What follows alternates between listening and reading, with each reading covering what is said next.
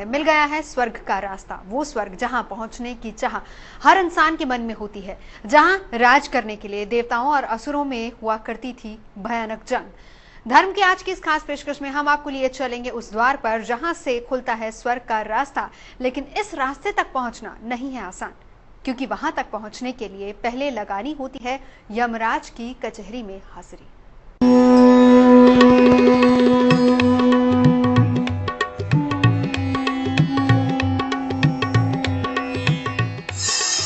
जहां लगती है यमराज की कचहरी,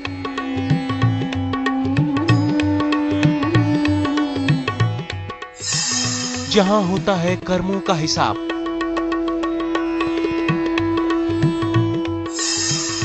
जहां से खुलता है स्वर्ग का द्वार,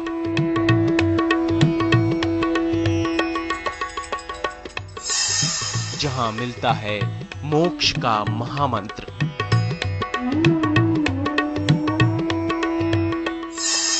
चंबा में है वो पवित्र स्थान।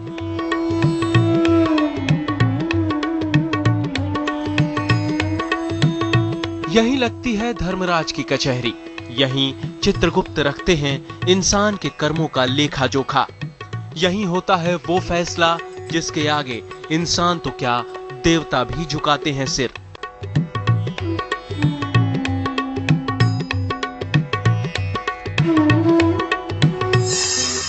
चंबा का धर्मराज मंदिर, यहीं से खुलता है स्वर्ग का द्वार। हिमाचल प्रदेश के चंबा के पास भरमौर में बना है देश का इकलौता धर्मराज मंदिर। इस मंदिर में प्रवेश के साथ ही एहसास हो जाता है कि यमराज की शक्तियों के आगे कितना बेबस होता है प्राणी मात्र, और जीवन भर की अच्छाइयां और बुराइयां यहाँ एक झटके में सामने आ जाती हैं। यहाँ कुछ भी नहीं छिपता, कुछ भी मिटता नहीं। धर्मराज के सामने रखी जाती है एक एक सच्चाई।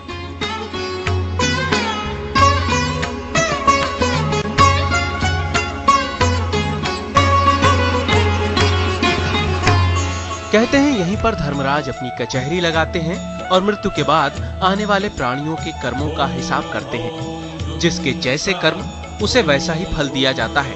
अगर अच्छे कर्म किए तो यमराज खोल देते हैं स्वर्ग का द्वार, और अगर बुरे कर्म हुए तो नरक की आग में झुलसने की सजा देते हैं।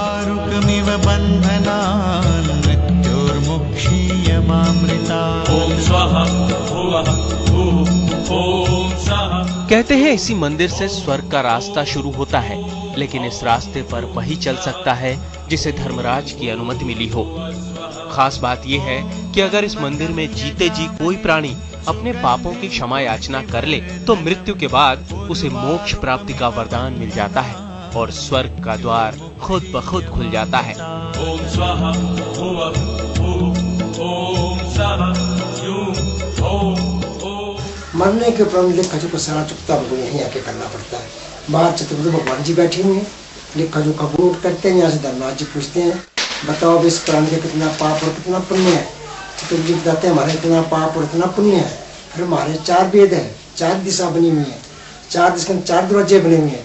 जैसे हम लोगों ने कर्म किया, कर्म के गति के अनुसार दरवाजा खुलता, आत्मा उसमें प्रवेश कर देती है। धर्मराज मंदिर तक पहुंचने की राह मुश्किलों भरी है। यहाँ पहुंचने के लिए चंबा से भरमौर तक का 62 किलोमीटर का कठिन सफर बस या छोटी गाड़ी से तय करना पड़ता है। गहरी घाटियां और ऊंचे पहाड़ डर तो पैदा करते हैं, लेकिन स्वर्ग तक पहुंचने की आस भक्तों को कहीं रुकने नहीं देती। जो प्राणी 84 मंदिर के दर्शन कर लेता है वो 84 लाख योनि से मुक्ति पा लेता है। मंदिर में प्रवेश करते ही धर्मराज की काली प्रतिमा के दर्शन होते हैं, जिनकी रोज सुबह शाम आरती उतारी जाती है और फिर भक्त लेते हैं उनका आशीर्वाद। कहते हैं धर्मराज अगर प्रसन्न हो जाएं तो स्वर्ग की राह ही नहीं खोलते, बल्कि अकाल मृत्यु के योग को भी काट देते हैं। विशाल आनंद, चंबा, आज तक। अगर हम आपसे पूछें कि बेलपत्र में कितने पत्ते होते हैं, आप कहेंगे 3। लेकिन अगर हम आपसे कहें कि बेलपत्र में 11 पत्ते होते हैं, तो क्या आप यकीन करेंगे? नहीं? तो चलिए हमारे साथ चित्रकूट, जहां मौजूद है एक ऐसा चमत्कारी बेल वृक्ष जिसके दर्शन मात्र से ही गरीबी दूर हो जाती है।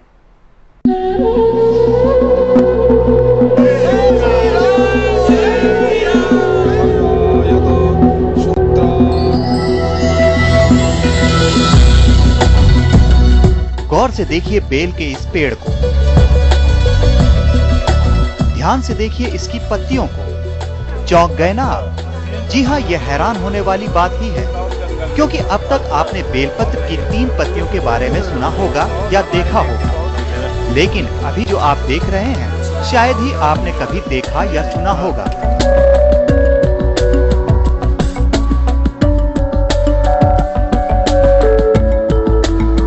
जी हाँ, ये 1-2 नहीं बल्कि 11 पत्तियों वाला है बेलपत्र। चित्रकूट के विंध्य पर्वतमाला की गोद में बसा है ये अद्भुत चमत्कारी पेड़।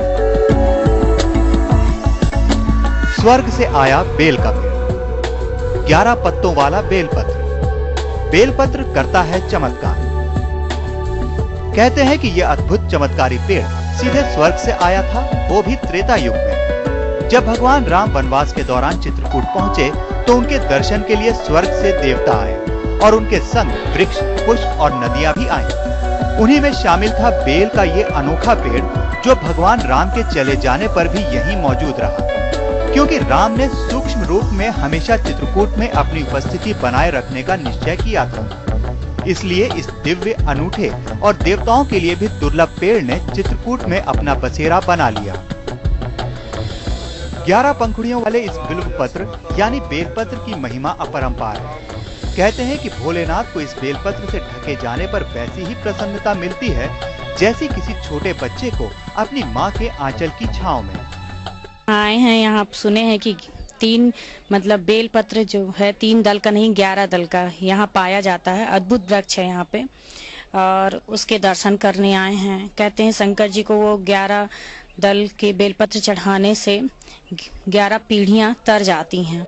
हर कामनाएं पूरी करता है बेलपत्र, दरिद्रता होती है दूर। कहते हैं कि ये बेलपत्र भगवान शिव को इतना प्रिय है कि इससे पूजन किए जाने पर शिव हर कामनाएं पल भर में पूरी कर देते हैं। सिर्फ बेलपत्र ही नहीं, इस पेड़ के मूल भाग को सभी पुण्य तीर्थों के समान महिमा वाला बताया गया है। इसकी जड़ पर जल चढ़ाने और उसे सिर से लगाने पर संपूर्ण तीर्थों के स्नान का फल मिलता है। मान्यता है कि इसकी छाया में एक ब्राह्मण को भोजन कराने से 1 लाख ब्राह्मणों को भोजन कराने का फल मिलता है और जो भी यहाँ आकर खीर तथा घी से युक्त अन्न दान देता है वो कभी दरिद्र नहीं होता। तुलसीदास ने चित्रकूट को अति विचित्र यूं ही नहीं कहा है। पौराणिक काल से ही चित्रकूट की महिमा जग जाहिर है। ये चित्रकूट की महिमा ही थी जिसके चलते भगवान राम ने इसे अपनी साधना स्थली बनाया। संतोष बंसल, चित्रकूट, आज तक। पारिजात के वृक्ष का नाम तो आपने सुना ही होगा। देवताओं की नगरी स्वर्ग का वृक्ष, जिसकी हर शाखा, हर फूल से होता है चमत्कार। वो वृक्ष आज भी मौजूद है धरती पर। उत्तर प्रदेश की नगरी बाराबंकी में पारिजात का पेड़ है, जिस पर लगते हैं चमत्कार के फूल, जो कर देते हैं भक्तों की हर मुराद पूरी।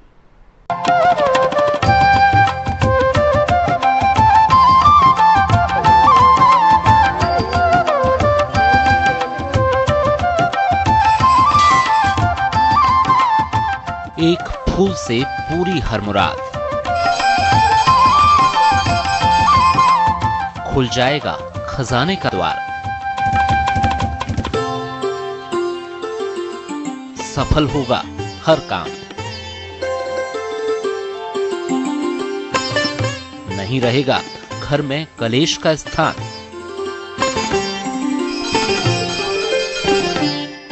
क्योंकि ये है स्वर्ग का फूल।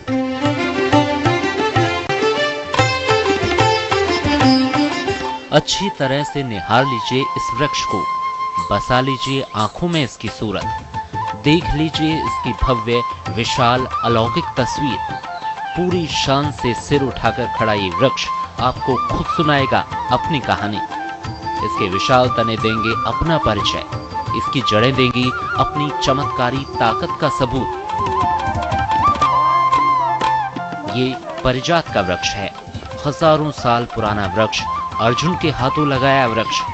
ये वो वृक्ष है जो जन्मा तो था देवताओं की नगरी स्वर्ग में, लेकिन इसकी कर्म भूमि बन गई धरती।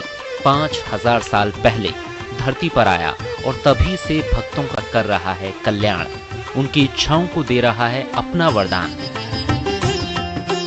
उत्तर प्रदेश के बाराबंकी के पास है बरौलिया गांव और इस गांव में दर्शन किए जा सकते हैं स्वर्ग के चमत्कारी परिजात के वृक्ष के।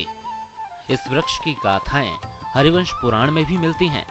कहते हैं मां कुंती के लिए अर्जुन इसे इंद्र के नंदनवन बाग से धरती पर लाए और पाताल तक छेद करके इसे रोपा था। तभी से ये धरती पर लहलहाकर भक्तों की मनोकामनाओं को पूरा करता आ रहा है। बगल कुंतेश्वर मंदिर पड़ता है। कुंतेश्वर मंदिर पे ही जो है पूजा करती थी कुंती जी जो है। तो ये स्वर्ण रूपी पुष्प जो है अर्जुन जी ने जो है स्वर्ग में स्वर्ण वाटिका से अपने बाण के द्वारा जो है यहाँ पर स्थापित किया था। और यहाँ का जो पुष्प है वो पुष्प जो है डेली जो है जो कुंतेश्वर मंदिर है यहीं से वहाँ शिवलिंग जो बना हुआ है कुंतेश्वर का वो हमेशा परछा हुआ मिलता है। कहते हैं अगर सच्चे मन से इस वृक्ष की आराधना और परिक्रमा कर ली जाए तो समस्त इच्छाएं पूरी हो जाती हैं। हालांकि पत्थर फूल तोड़ने की मनाही है। भक्त गिरे हुए पत्तों और फूल को अपने आंचल में भरकर घर ले जाते हैं। ये मान्यता है कि पारिजात के फूल घर में रखने से घर में कभी धन की कमी नहीं होती। जिस काम में हाथ डालो उसी में सफलता मिल जाती है। पारिवारिक कलेश का हमेशा के लिए नाश हो जाता है और घर में खुशियां बस जाती हैं। हम लोग यहाँ पारिजात का वृक्ष है, इसको देखने आए थे। काफी मान्यता सुनी है इसकी कि पांडवों के टाइम से है। कुंती की यहाँ पे फूल लेके शंकर जी पे पूजा करती थी और संसार में केवल अकेला पेड़ है ये ऐसा, तो इसी वजह से हम लोग इसको देखने आए थे। पारिजात का पेड़ है, मुझे किसी ने बताया था, मेरी बुआ ने बताया था, वो पास में ही रहती है। तो ये पेड़ की बहुत मान्यता है। इसके फूल रखने से घर में कलेश दूर होते हैं, शांति बनी रहती है, धन दौलत की भी होती है। अगस्त के महीने में फूल मिलते हैं, मगर पंडित जी के पास रहते हैं तो उन्होंने हमें दिए हैं। छोटे से गांव में होने के बाद भी इसकी महिमा न्यारी है। इसके दर्शन और पूजन के लिए सैकड़ों की संख्या में भक्त आते हैं और अपनी झोली भर कर ले जाते हैं। जुलाई और अगस्त के महीने में इस वृक्ष पर पुष्प आते हैं। पहले इनका रंग सफेद होता है और फिर कुछ दिनों बाद ये सुनहरे रंग के हो जाते हैं। जिन भक्तों को इनके दर्शन का सौभाग्य मिल जाता है उनकी किस्मत बदलते देर नहीं लगती। कैमरामैन मोहम्मद सलीम के साथ अनूप श्रीवास्तव, बाराबंकी, आज तक।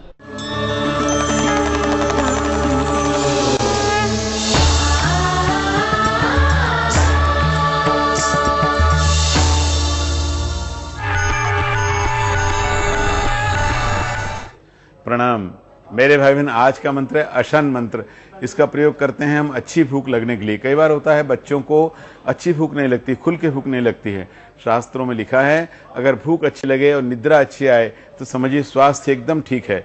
हाँ, इस मंत्र की विशेष बात यह है कि इस मंत्र को माताएं भी कर सकती हैं या दादी, नानी, चाची, मामी, बुआ या कोई बड़ा भी कर सकता है। कोई भी कर सकता है अपने बच्चों के लिए अथवा अपने लिए कर सकते हैं। पहले मैं मंत्र निवेदन करता हूँ, फिर उसकी विधि बताता हूँ। मंत्र है पूजे दशनम नित्यम अद्या चैतद अकुत्सयन। इस मंत्र का ठीक से उच्चारण करें तो बहुत अच्छा होगा। संध्या के समय, शाम का समय 5 से 7 बजे के बीच का समय संध्या समय होता है। उस समय उत्तर को मुख करके बैठ जाएं और 9 दिन तक लगातार, प्रत्येक दिन, हर दिन, ऐसा नहीं बीच में एक दिन छोड़ दें फिर कभी कर लें, लगातार करना चाहिए। 9 दिन तक लगातार प्रत्येक दिन 7 बार इसका उच्चारण करें और बहुत शांत भाव से उच्चारण करें तो आप देखेंगे आपको या आपके बच्चों को भूख अच्छी खुल के लगेगी और भोजन जो खाएंगे उसमें रुचि पैदा हो जाएगी। मित्रों, मंत्र में एक बार पुनः निवेदन करता हूँ।